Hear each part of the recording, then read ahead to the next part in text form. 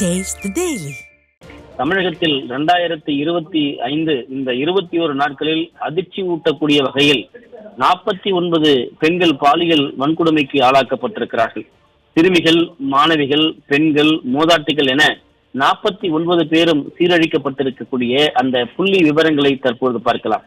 அதாவது 31/12/2024 அன்று, அதாவது இந்த 2024ஆம் ஆண்டு அந்த வருடத்தினுடைய கடைசி இரவு, திருவண்ணாமலை மாவட்டம் வெம்பாக்கம் அருகே 15 வயது சிறுமிக்கு வீடு புகுந்து பாலியல் தொல்லை கொடுத்த தேனி மாவட்டம் கூடலூரைச் சேர்ந்த விமல்ராஜ் என்பவர் பிடிபட்டிருக்கிறார்.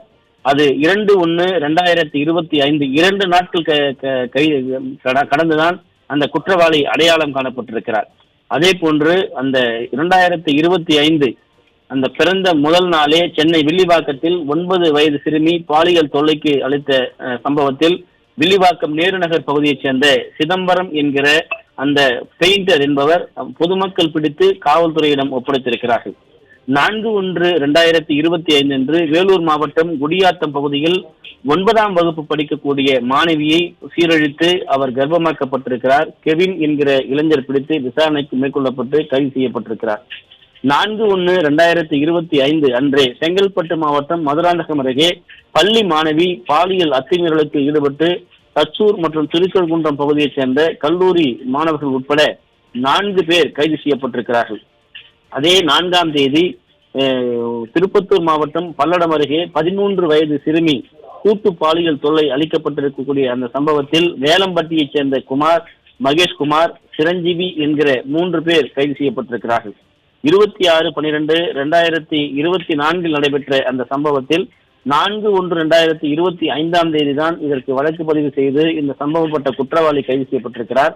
கன்னியாகுமரி மாவட்டம் தக்கலை அருகே இருக்கக்கூடிய பள்ளி மாணவி வழியில் செல்லுகிற போது பாலியல் வன்கொடுமை அளித்த இந்த சம்பவத்தில் காவல்துறையினுடைய மெத்த விசாரிக்காதனுடைய காரணமாக பைசல் கான் என்பவர் காலகாலம் கடந்து அவர் சிக்கியிருக்கிறார். அவரோடு நெருக்கமானவர்கள் பிரிவிடாமல் போயிருக்கிறார்கள். 7/1/2025 அன்று விருதுநகர் மாவட்டம் ஸ்ரீவில்லிபுத்தூர் அருகே மாணவர்கள் ஒன்று கூடி பாலியல் தொல்லை அளித்த சம்பவத்தில் தொடக்க பள்ளியினுடைய தலைமை ஆசிரியர் ராஜேஷ் என்பவர் போக்சோ சட்டத்தின் கீழ் கைது செய்யப்பட்டிருக்கிறார். விருதுநகரிலே பள்ளி படிக்கக்கூடிய அந்த சிறுமி பாலியல் தொல்லை அளித்த ஒரு சம்பவத்தில் தலைமை ஆசிரியரே கைது செய்யப்பட்டிருக்கிற ஒரு சம்பவம் மிகப்பெரிய அதிர்ச்சி அந்த பகுதியில் ஏற்படுத்தியிருக்கிறது. 9/1/2025 திருவண்ணாமலை மாவட்டம் செங்கம் அருகே அரசு பள்ளி ஆசிரியர் சேரன் என்பவர் 10ஆம் வகுப்பு மாணவியிடம் ஆசை வார்த்தைகளை கூறி போலூர் இருக்கக்கூடிய அந்த பகுதிக்கு தனது வீட்டிற்கு அழைத்து சென்று மாணவியிடம் பாலியல் அத்துமீறலில் ஈடுபட்டிருக்கிறார். அவர் கர்ப்பமாகி இருப்பதாக இந்த சம்பவத்திலே அவர் கைது செய்யப்பட்டிருக்கிறார். அதே போன்று தஞ்சாவூர் மாவட்டம் திருவாடுதுறை ஆதின மேல்நிலைப் பள்ளியில் பயிலக்கூடிய மாணவிக்கு பாலியல் தொந்தரவு அளிக்கப்பட்ட சம்பவத்தில் ஆசிரியர் மோகன ரவி என்பவர் 9/1/2025 புகார் செய்யப்பட்டு கைது செய்யப்பட்டிருக்கிறார். 10/1/2025 குறிப்பாக பூக்கடை சத்திரம் என்கிற பகுதியில் விக்னேஷ் அவருடன் சேர்ந்த நண்பர்கள் தனுஷ் ஆகிய 2 பேர் கூட்டு பாலியல் வன்கொடுமை செய்யப்பட்ட சம்பவத்திலே மாணவியினுடைய தாய் அளித்த புகாரினுடைய அடிப்படையில் 2 பேர் கைது செய்யப்பட்டிருக்கிறார்கள். சேலம் அருகே, குறிப்பாக சேலம் அருகே மாணவியிடம் பாலியல் சீண்டல் ஈடுபட்ட சம்பவத்தில் பணிக்கு வந்த அரசு பள்ளி தலைமை ஆசிரியர் சுப்பிரமணியம் என்பவர் போக்சோ வழக்கில் பதிவு செய்யப்பட்டிருக்கிறார். இந்த சம்பவத்திலே அந்த ஆசிரியர் கைது செய்யப்பட்டிருக்கிறார். அதே போன்று 11/1/2025 அன்று மயிலாடுதுறை பெரியார் தலைமை அரசு மருத்துவமனையில் தனியார் நர்சிங் கல்லூரி 1ஆம் ஆண்டு மாணவியிடம் பாலியல் சீண்டல் தொடர்பாக அந்த மருத்துவமனையினுடைய அதிகாரி செந்தில்நாதன் என்பவர் போக்சோ சட்டத்தின் கீழ் கைது செய்யப்பட்டிருக்கிறார். அதே போன்று 11/1/2025 மதுரை மாவட்டம் திருப்பரங்குன்றம் குற்றப்பிரிவு உதவியாளர் ஜெயம்பாண்டியன் திருப்பரங்குன்றம் கிரிவல பாதையில் பாதுகாப்பு பணியில் ஈடுபட்டிருந்த போது சாமி தரிசனம் செய்ய வந்த 14 வயது சிறுமியை கிரிவல பாதையிலே வைத்து அவர் கழிப்பறைக்கு செல்லுகிற போது சீரழித்திருக்கிறார். இந்த சம்பவத்தில் உதவி ஆய்வாளர் ஜெயம்பாண்டியன் பாலியல் வன்கொடுமை வழக்கில் அவர் விசாரணைக்கு உட்படுத்தப்பட்டிருக்கிறார். 13/1/2025 அன்று கடலூர் மாவட்டம் விருதாச்சலம் அருகே சிறுமி பாலியல் வன்கொடுமை கொடுக்கப்பட்ட சம்பவத்திலே போக்சோ சட்டத்தின் கீழ் சிறுவன் கைது செய்யப்பட்டிருக்கிறான். திருமங்கலத்தில் 15 வயது சிறுமியை சீரழித்த பாலியல் வன்கொடுமை தொடர்பாக பாஜகவை சேர்ந்த பிரமுகர் ஒருவர் போக்சோ வழக்கில் கைது செய்யப்பட்டிருக்கிறார்.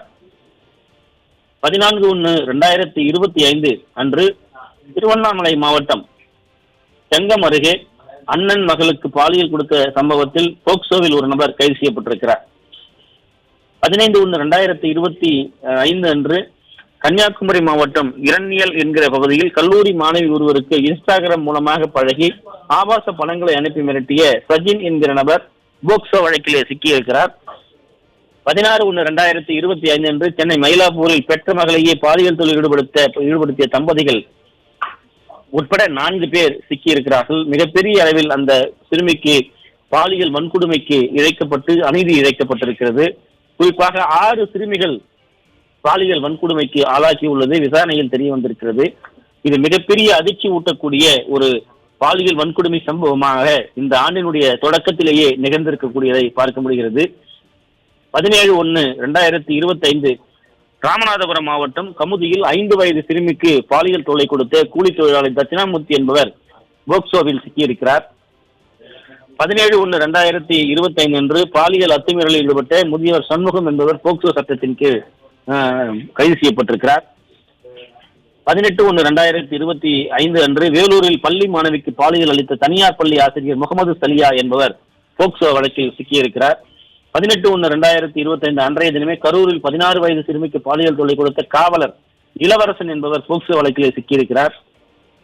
அதே போன்று 18/1/2025 அன்று கோவையில் இன்ஸ்டாகிராம் மூலமாக பழகி 15 வயதுக்கு சிறுமிக்கு பாலியல் தொல்லை கொடுத்த சம்பவத்திலே சந்தானம் என்பவர் கைது செய்யப்பட்டிருக்கிறார். 19/1/2025 அன்று திருச்சி மாவட்டம் லால்குடி பகுதியில் பள்ளி மாணவியை காதலிப்பதாக கூறி திருமணம் செய்வதாக ஆசை வார்த்தைகளை அள்ளி வீசி அந்த மாணவியை சீரழித்த சம்பவத்தில் பிரவீன் என்பவர் சிக்கியிருக்கிறார்.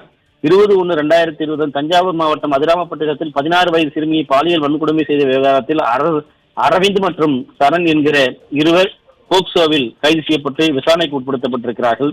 20/1/2020 கிருஷ்ணகிரி மாவட்டம் ஒசூர் அருகே 55 வயதான கோவிந்தராஜ் என்பவர் மது போதையில் தனது பேத்தியை 10 வயது சிறுமியை பாலியல் சீண்டலுக்கு உள்ளாக்கப்பட்டு போக்சோ வழக்கில் பதிவு செய்யப்பட்டு விசாரணைக்கு உட்படுத்தி இருக்கிறார்கள். 20/1/2025 அன்று திருப்பூர் மாவட்டம் காங்கேயம் அருகே அரசு பள்ளியில் மாணவியிடம் பாலியல் சீண்டலில் ஈடுபட்ட ஆசிரியர் சிவக்குமார் சிக்கியிருக்கிறார். 20/1/2025 கடலூர் காட்டுமன்னார் கோவில் 5 வயது சிறுமிக்கு பாலியல் அளித்த 55 வயது மன்சூர் என்பவர் கைது செய்யப்பட்டிருக்கிறார். 21/1/2025 சென்னை கிழக்கு கடற்கரை சாலை விஜிபி கேளிக்கை விடுதியில் பூங்காவிற்கு வந்த சகோதரிகள், அதாவது கல்லூரி படிக்கக்கூடிய ஒரு 19 வயது மதிக்கத்தக்க இளம் பெண்ணையும் அவரது சகோதரியாக இருக்கக்கூடிய 17 வயது சிறுமியையும் பாலியல் வன்புணர்வுக்கு சீண்டலுக்கு ஆளாக்கப்பட்ட சம்பவத்தில் அவருடைய தாய் அளித்த புகாரில் சுரேந்திரன் என்பவரை இன்னும் பிடிக்க முடியாமல் காவல்துறை திணறி வருகிறது. 21/1/2025 அதாவது மாணவிகளுக்கு ஆபாச படம் காட்டிய அலுவலக உதவியாளர் ராஜமாணிக்கம் போக்சோ சட்டத்தில் பிடிபட்டிருக்கிறார். 21/1/2020 தூத்துக்குடியில் ஒட்டப்பிடாரத்தில் அருகே 15 வயது சிறுமிக்கு பாலியல் தொல்லை புகாரில் தந்தை மீது போக்சோ வழக்கு பாய்ந்திருக்கிறது. 21/1/2020 திருப்பத்தூர் தனியார் பாராமெடிக்கல் கல்லூரியில் படிக்கக்கூடிய மாணவிக்கு பாலியல் தொல்லை அளித்த நபர் போக்சோவில் விசாரணைக்கு உட்படுத்தப்பட்டிருக்கிறார்கள். இந்த 21/1/2025 இந்த ஒரே நாளில் 5 பேர் தமிழகத்தில் இதுவரை பாலியல் வன்கொடுமைக்கு ஆளாக்கப்பட்டு பாதிக்கப்பட்டிருக்கிறார்கள் என்பதுதான் வேதனையினுடைய உச்சமாக இருக்கிறது.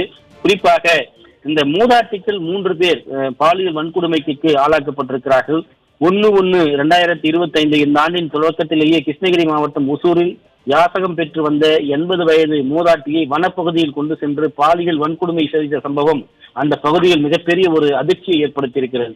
ஒரு யாசகம் பெற்று வரக்கூடிய ஒரு மூதாட்டிக்கு கூட பாதுகாப்பு இல்லாத ஒரு சூழ்நிலை தமிழ்நாட்டில் இருக்கிறது என்பதுதான் வேதனையுடைய உச்சம் என்று அந்த பகுதியில் இருக்கக்கூடிய மக்கள் வேதனை தெரிவித்திருக்கிறார்கள்.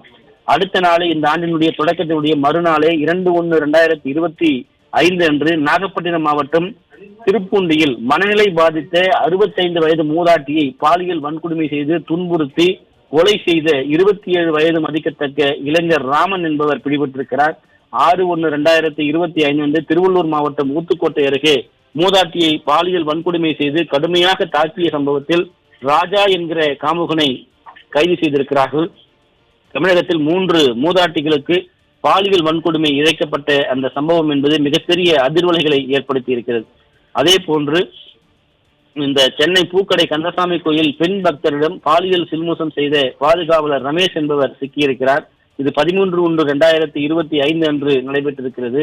இந்த சம்பவத்தை பார்க்கிற போது அதே போன்று சென்னை கீழ்ப்பாக்கத்திலே அரசு மருத்துவமனையில், அதாவது 12 சம்பவங்கள் இந்த பெண்களுக்கு எதிரான பாலியல் வன்கொடுமை சம்பவங்கள் நிகழ்ந்திருக்கிறது.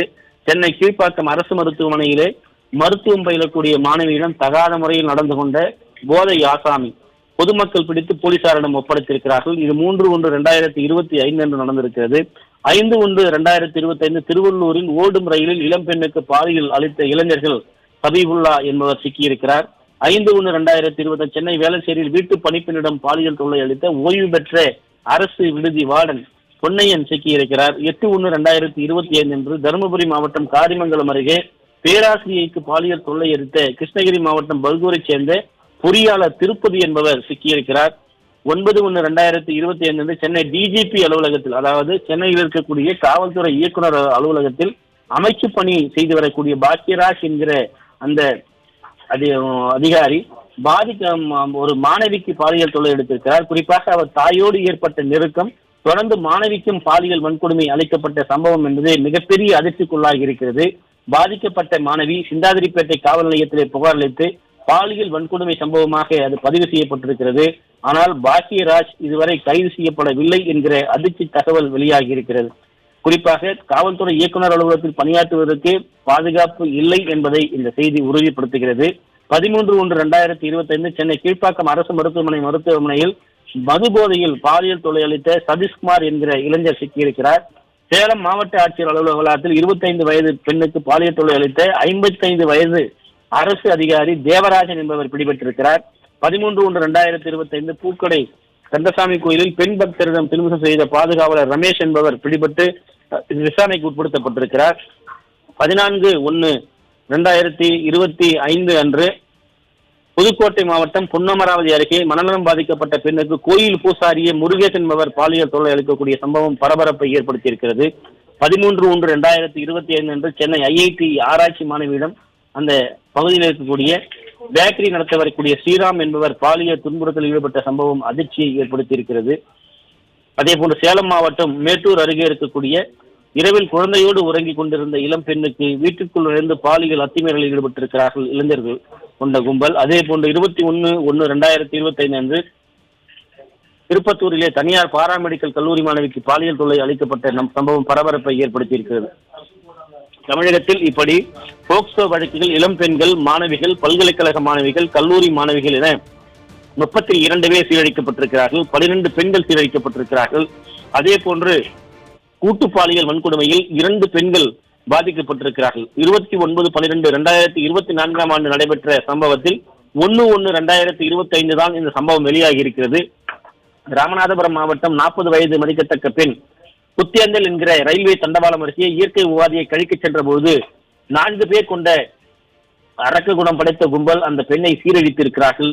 அதே போன்று 27/12/2024 நடைபெற்ற சம்பவம் 8/1/2025 தான் வெளியாகி இருக்கிறது. சேலம் மாவட்டம் ஏற்காட்டில் பணிமுடிந்து வீடு திரும்புகிற பெண்ணை, குறிப்பாக எஸ்டேட்டில் வேலை பார்க்கிற அந்த பெண்ணை முத்துக்குமார், நல்லமுத்து, செந்தில்குமார் உட்பட 4 பேர் ஆபாசமாக பேசி பாலியல் வன்கொடுமை செய்ய முயன்றிருக்கிறார்கள்.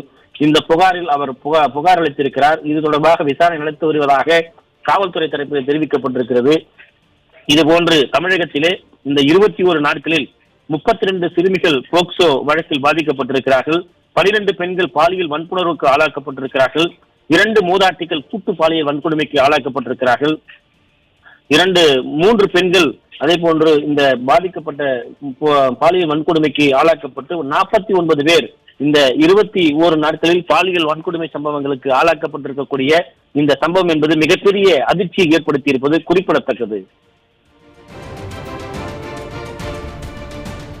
தமிழகத்தில் கடந்த 21 நாட்களில் மட்டும் 49 பாலியல் வன்கொடுமை சம்பவங்கள் அரங்கேறி உள்ள சம்பவம் அதிர்ச்சியை ஏற்படுத்தி இருக்கிறது.